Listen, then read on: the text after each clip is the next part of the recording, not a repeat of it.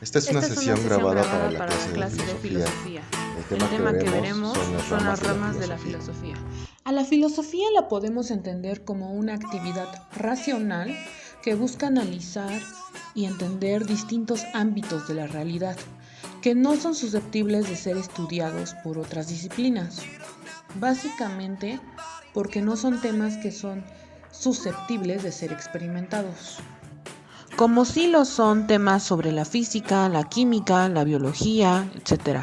Hay aspectos para los que nuestro único método de análisis es la reflexión. Es en esto donde tiene un papel muy importante la filosofía. La filosofía podemos definirla mejor a partir de qué es aquello que hace. Es una actividad racional que critica, que entiende, que analiza varios aspectos. Pero ¿cuáles son estos aspectos? Es lo que veremos a continuación. A la categorización de los diferentes temas que trata la filosofía se le conoce como las ramas de la filosofía. En este video explicaremos solo algunas de ellas. Explicaremos a la metafísica, a la epistemología, la lógica, la estética, la filosofía del lenguaje, la filosofía de la ciencia, la filosofía política, la ética y la filosofía de la mente. La metafísica. La metafísica constituye la rama más importante o básica de la filosofía, en tanto que es la más fundamental, porque esta se pregunta las cuestiones más básicas o generales acerca de la realidad. Metafísica, en términos etimológicos, significa aquello que está más allá del ámbito de lo físico, ¿de acuerdo? Pues en este sentido, la metafísica intenta indagar cuál es el origen de los objetos físicos, pero más aún, más general. Intenta explicar cuál es el origen de la realidad, o del mundo, si quieren entenderlo así. En un sentido, busca decirnos qué es lo que hay o lo que existe. Y además, cómo es que esto existe o cómo es que es real. Hay un ejemplo muy típico, recurrente, sacado del cine para comprender los problemas de la metafísica. ¿Han visto la película Matrix? Bueno, básicamente en ella se plantea una realidad donde las máquinas controlan a los humanos. En esta realidad, las máquinas tienen nuestro cuerpo y nuestra mente esclavizada. En la película, nuestra mente está conectada a una realidad virtual, en la que interactuamos con nosotros si se tratara de suma normalidad. En ella ignoramos por completo que de hecho lo que vivimos es una simulación de la realidad. La pregunta que nos deja la Matrix es una pregunta metafísica. ¿Cómo sabemos qué es lo real? Por ejemplo, ¿el mundo va a existir después de nuestra muerte? ¿O bien el mundo depende en algún sentido de nosotros? Por ejemplo, podemos estar de acuerdo quizá en que las montañas, las rocas o los múltiples objetos físicos que están a nuestro alrededor pues existen independientemente de que yo los pueda percibir o de que yo sepa de eso. Pero ¿qué pasa con los valores? ¿Qué pasa con la noción de lo bello? Estas cosas existen si no existieran humanos. Parece que son cosas inventadas por el hombre, entonces son parte de una realidad, pero esta realidad depende del hombre, porque el hombre en algún sentido crea tales cosas. La labor de la metafísica es indagar qué cosas, qué aspectos de la realidad son independientes de nosotros y cuáles están constituidos por nosotros. La epistemología. Ahora pasamos a la epistemología, ¿sí? Que junto con la metafísica pueden considerarse las ramas principales de la filosofía. La epistemología tiene que ver con el conocimiento, pero ustedes dirán, pues todas las ciencias, todas las disciplinas tienen que ver con conocimiento, ¿no? ¿Cómo es que la epistemología estudia el conocimiento? Bueno, lo hace en el sentido de que intenta analizar ¿qué es conocer algo? ¿Qué significa conocer algo? Y a partir de eso, discernir o analizar si efectivamente somos capaces de conocer algo y cuáles son nuestras limitaciones para conocer. Si yo les preguntara qué significa conocer algo, podríamos partir de analizar qué involucra conocer algo. Y quizás una primera aproximación sería decir que conocer algo implica que creemos algo. Por ejemplo, podríamos creer ahora que allá afuera llueve. Yo puedo tener la creencia de que llueve, porque en estos días ha estado lloviendo y seguramente seguirá lloviendo, etc. Pero ¿creer es igual a conocer? Parece que no. Parece que necesitamos un elemento más fuerte para decir que conocemos algo. Ese elemento es la justificación. Mi justificación para creer que llueve, ¿cuál será? Pues es que efectivamente he visto que ha estado lloviendo, he visto en las noticias que pronostican más lluvias. Entonces, a partir de estos elementos, yo justifico mi creencia de que efectivamente llueve. Porque además escucho truenos, escucho el agua. Eso es evidencia que justifica mi creencia. Pero ¿qué pasa si yo salgo y veo que realmente no estaba lloviendo, sino que el ruido era en realidad un auto que pasó y el agua es más bien el agua que se está tirando del tinaco? Quizás tenía una creencia que estaba justificada. Yo tenía razones para creer lo que creía. Sin embargo, mi creencia no era correcta. Necesitamos un elemento más para conformar lo que es el conocimiento. Este tercer elemento, junto con la creencia y la justificación, es la verdad. Efectivamente, para conocer que llueve allá afuera, debo creer, debo tener evidencia que lo justifique y por último, tiene que ser verdadero que está lloviendo. Estos tres elementos en filosofía constituyen la definición estándar del conocimiento. Conocimiento es igual a creencia verdadera justificada. A partir de esta noción de conocimiento, entonces podemos partir de investigar cuáles son los límites del conocimiento, qué tipos de conocimientos hay y otras múltiples cuestiones del mismo. Por supuesto, son muchas las interrogantes y aquí solo presentamos lo más básico. La lógica. La lógica como tercer rama de la filosofía. La lógica como tal no plantea problemas, sino que su propósito es indagar cuáles son las reglas correctas del pensamiento. Así como tenemos una regla que nos dice qué es sumar, qué es restar, qué es multiplicar, qué es dividir, así el pensamiento, cuando razonamos, opera por ciertas reglas. Por ejemplo, si yo pienso que si estudio, entonces pasaré el examen y después efectivamente estudio, pues es una consecuencia lógica que pasar el examen. Tal vez suene muy básico o simplista, pero esto que les acabo de decir es una regla lógica del razonamiento. Como ellas, hay otras múltiples. Para la filosofía es fundamental saber cuando un razonamiento es correcto y cuando no lo es. La estética. Estética que aborda los temas sobre la belleza o sobre la naturaleza del arte.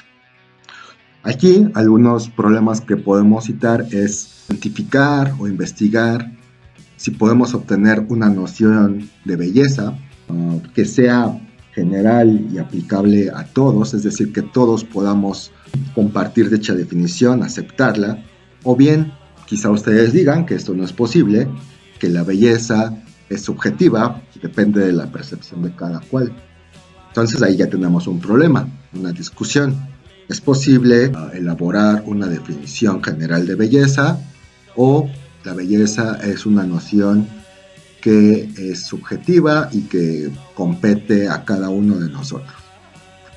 También en esto, por supuesto, entra el arte, en identificar cuáles son los rasgos o características que debe tener un objeto para ser llamado arte, ¿sí? Por ejemplo, piensen en el arte moderno, que a veces son puros manchas o cosas extrañas como instalaciones. Por ejemplo, ocurrió en febrero del año pasado en una feria de arte la destrucción de una pieza del artista Gabriel Rico. Esta pieza estaba valuada en $20,000. Bueno, sucedió que una persona que de hecho se dedica a criticar el arte contemporáneo, se llama Avelina Lesper, se acercó y colocó una lata de Coca-Cola en su obra. La obra consistía en un vidrio templado, sostenido por una herrería de latón, y en este vidrio se atravesaba una pelota de fútbol, una pelota de tenis, una vara, un cuchillo y una pluma. La cuestión es que cuando esta persona, Avelina Lesper, dejó la lata de Coca-Cola encima de esta obra, la obra, el vidrio, se destruyó por completo, colapsó. Bueno, pues el artista declaró después que esta obra jamás iba a poder ser construida nuevamente, que había hecho un daño irreparable a su obra artística. Pues fue un caos, ¿no? Porque pues precisamente no reconoció el objeto como algo artístico. Entonces la labor de la estética es decirnos cuáles deben ser esos elementos que nos permiten identificar algo como una obra de arte. Otras cuestiones que plantea la estética es cuál es la función del arte, cuál es su propósito, para qué sirve, si para mero placer de la gente ociosa o si tiene alguna función social. Cuestiones que giran en torno a la belleza, lo bello, el arte. La filosofía del lenguaje. Filosofía del lenguaje que tiene que ver con el estudio que hace posible que comprendamos a los otros a través de los sonidos y la escritura que producen. ¿Cómo es posible dotar de significado a estos códigos de sonidos y escritos? ¿Cómo es que esto puede ir cargado de un mensaje? ¿Cómo es que cada uno de nosotros es capaz de comprender al otro? O una pregunta sería, ¿efectivamente comprendemos a los otros? O quizá el otro quiere decir algo totalmente distinto a lo que yo le estoy entendiendo, ¿no? Entonces, la labor de la filosofía del lenguaje es investigar cómo es que asignamos significado a nuestras oraciones, a nuestras afirmaciones. Otra labor de la filosofía del lenguaje es indagar cómo aprendemos y adquirimos el lenguaje. Porque si nos ponemos a analizar un poco qué es esto del lenguaje, parece una habilidad muy sofisticada y compleja para que un niño de 2 o 3 años la pueda adquirir como lo hace. Parece algo incluso mágico. Algunos han dicho que es algo innato. Por ejemplo, el lingüista y filósofo Noam Chomsky nos dijo que es algo que ya traemos en los genes y que finalmente en nuestra niñez se manifiesta y se va desarrollando con el tiempo.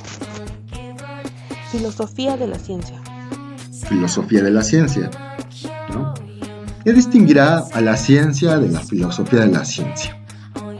Pues que esta última, la filosofía de la ciencia, se dedica a reflexionar sobre la validez o corrección de los métodos y los objetivos que persigue la ciencia. Nosotros creemos intuitivamente que la ciencia nos arroja verdades sobre el mundo, ¿no? Y que es la forma de conocimiento más confiable que tenemos. Pero eso es cierto, realmente nos da verdades. ¿Qué nos hace pensar que un experimento está libre de los intereses de las personas? Por ejemplo, de los intereses políticos. Alguna vez leí que de verdad los científicos, cuando comenzaron a indagar sobre la energía nuclear, jamás se preguntaron que sus investigaciones servirían para fines bélicos. ¿De verdad? Por otro lado, también podemos preguntarnos cómo sabemos que los métodos de la ciencia nos arrojan verdades. ¿La ciencia no es un conjunto de creencias igual que la religión o los mitos? ¿En qué se diferencian? ¿Cómo es que la ciencia tiene la soberbia, por decirlo así, de decir, ven, yo sí produzco verdades, yo sí te doy el conocimiento fiel de lo que es el mundo? Bueno, pues es posible criticar esto y cuestionarlo. Y precisamente de eso se encarga la filosofía de la ciencia, de estudiar la validez de los métodos de la ciencia.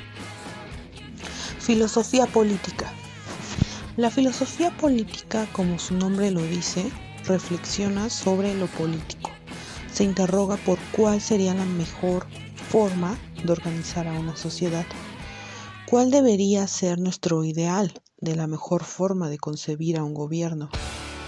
Al igual que otras ramas de la filosofía, esta se distingue de su objeto de estudio. Es decir, no es lo mismo la filosofía política que la política. La filosofía política va a interrogarse mucho acerca del cómo deberíamos de llegar a ser como sociedad. En cambio, la política es la disciplina que postulará las leyes y los diferentes mandatos que rigen sobre los ciudadanos.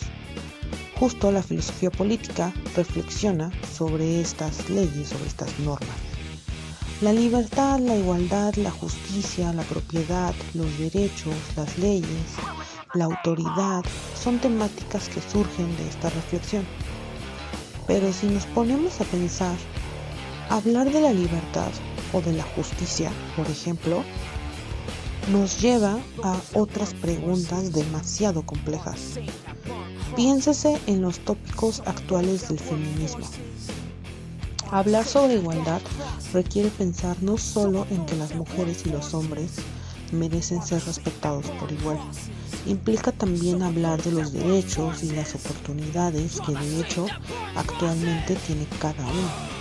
Y de hecho en este aspecto somos iguales. Y si no lo somos, ¿por qué? ¿Qué justifica esta desigualdad? ¿Y qué se puede hacer al respecto? ¿Cambiar la desigualdad concierne solo a los gobiernos? ¿O también nosotros seres comunes y corrientes podemos generar un cambio social? Sin embargo, hablar de igualdad también implica hablar sobre los diferentes grupos. Por ejemplo, sobre el grupo LGBTQ, de las personas indígenas, de los adultos mayores, de la población marginada. Implica preguntarse sobre múltiples aspectos. Nótese que hablar de la mejor manera de gobernar o de la mejor manera de formar a una sociedad, del cómo debería de ser, implica una cantidad inmensa de interrogantes. Personas que actualmente hacen esta clase de filosofía no se dan abasto para indagar cuestiones como: ¿deberíamos dejar de comer animales? ¿Cómo podemos hacer para ser unos ciudadanos más empáticos? ¿Qué significa que una sociedad pueda llegar a ser justa? ¿Debo obedecer leyes que no son justas? ¿Por qué algunos países tienen más y otros menos? ¿Deberían existir las fronteras políticas? ¿Por qué no desaparece el plástico de nuestras vidas? ¿Por qué no estamos ocupando todos energías renovables? ¿Cómo se termina el hambre en el mundo? ¿Por qué las farmacéuticas se están haciendo tan millonarias, mientras que otros mueren en la pobreza? La ética. La ética, al igual que la metafísica y la epistemología, es una de las disciplinas más antiguas en la historia de la filosofía. Esta se cuestiona acerca de la moral, es decir, reflexiona acerca de las normas, los valores, las costumbres que guían el comportamiento del ser humano para establecer lo que está bien y lo que está mal, lo que es correcto e incorrecto. Algunas preguntas realizadas en ética son: ¿cómo saber qué es lo bueno? ¿Cómo saber qué es lo malo? ¿Basta con que una sociedad te diga qué es lo bueno, qué es lo correcto? ¿Hay o puede haber una concepción absoluta de lo que es el bien? Al igual que la filosofía política, en ética nos preguntamos cuestiones acerca de lo que hacen que los seres humanos podamos llevar una vida buena. Por ejemplo, en la ética también nos interesa interrogarnos acerca de los valores tales como la justicia, la igualdad, la solidaridad, el respeto. Sin embargo, una de las grandes diferencias entre la filosofía política y la ética es que las cuestiones en la filosofía política tratan de establecer los principios, las leyes correctas que deberían seguir las personas independientemente de sus creencias y valores personales. Por ejemplo, algunas posturas en la filosofía política afirmarán que los derechos humanos son normas que deben regir en todos los países, independientemente de cuáles sean los valores morales y o religiosos que adopta una comunidad. Se dice que la ética traza un fin más personal y privado sobre la concepción del bien y el mal en nuestras vidas, y que la filosofía política tiene que ver con la forma pública en la que de hecho nos tenemos que organizar como sociedad. La filosofía de la mente se dedica a estudiar el vínculo entre la mente y el cuerpo. ¿Y qué quiero decir por el vínculo entre mente y cuerpo? Pues usualmente pensamos o creemos, pues lo que pensamos se produce en nuestro cerebro de algún modo, ¿no? Que nuestros pensamientos no son más que una serie de conexiones neuronales, enlaces químicos y eléctricos que se dan. Nuestros pensamientos, digamos, más sofisticados, más elaborados, pueden reducirse a estímulos neuronales. Parece que si los explicamos así, pierde mucho de contenido que es un pensamiento. Entonces la labor de la filosofía de la mente es explicarnos cómo este pensamiento es producido por el cerebro, pero sin reducirlo a una simple reacción biológica. Algunos han dicho, ¿no?, que precisamente el pensamiento es otra sustancia distinta a la sustancia material del cuerpo, ¿no? Que el pensamiento reside el alma, o el espíritu, como quieran llamarlo, ¿sí? Y que hay una relación con el cuerpo, ¿no? Obviamente, pues estas teorías ya no están en uso, pero sigue estando presente la cuestión de entender cómo es que algo que parece inmaterial, como un pensamiento, se relaciona con nuestro cerebro, con nuestra conducta, ¿sí?, respecto a los otros. Pues eso es todo. Espero que haya quedado claro. Gracias.